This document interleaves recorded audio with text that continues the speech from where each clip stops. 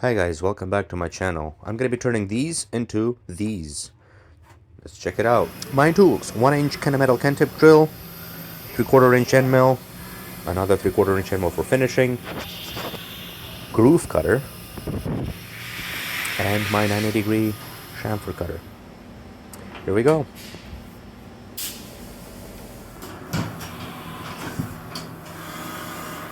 Okay, this is my first tool coming down, drilling that 1-inch hole for the end mill clearance, and after that it's going to go in with an end mill and do all that milling that it needs to do inside it.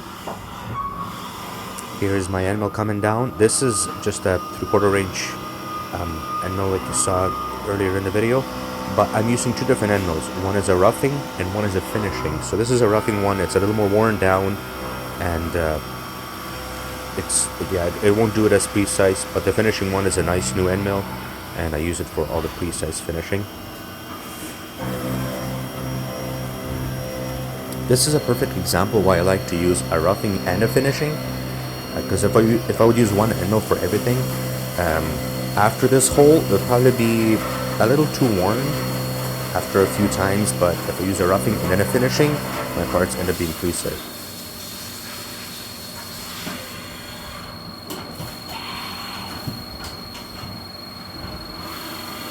Now it's my finishing end mill coming down, same end mill, but just a finishing, much better condition. It's going to finish it up. And even with a little bit of chip buildup inside there, it was still well enough clearance for the chips to get out, so I wasn't too concerned about it. So that's why I didn't blow anything out from underneath, because it just worked fine this way, totally fine.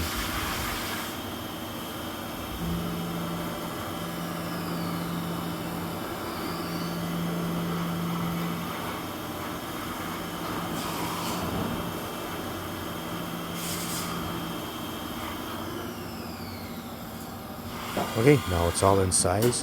Now the groove cutter is going to come down and cut the groove into there.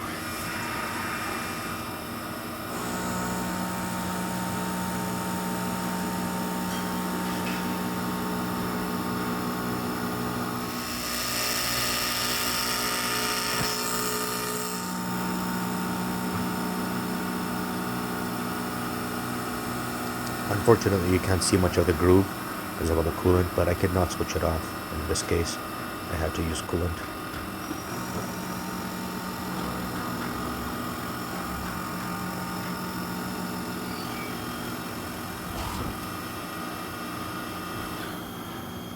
Alright, step 1 is done, and we're off for step 2.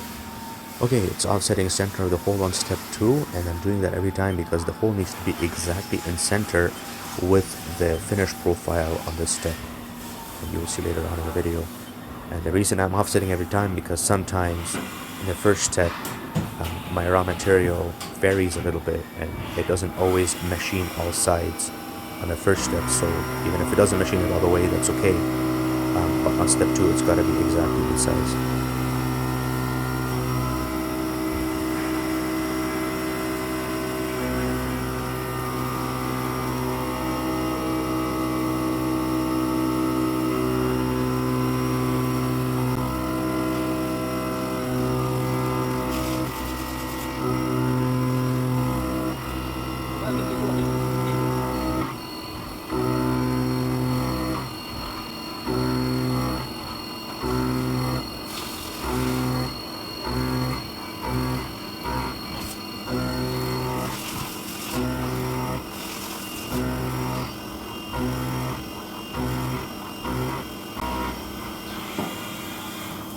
That's it for roughing, and now it's the finishing one.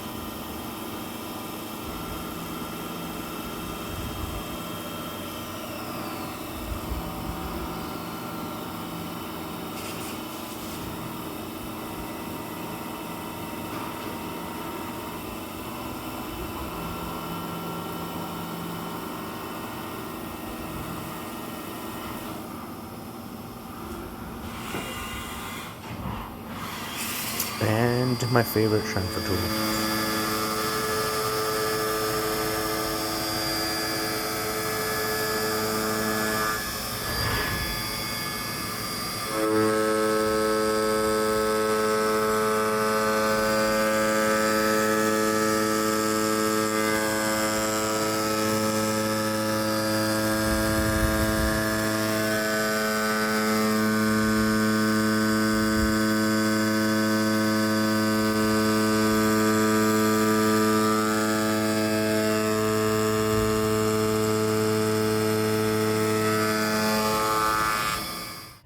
that's it. My part is done. Pop it out, swap parts, and gotta keep on running.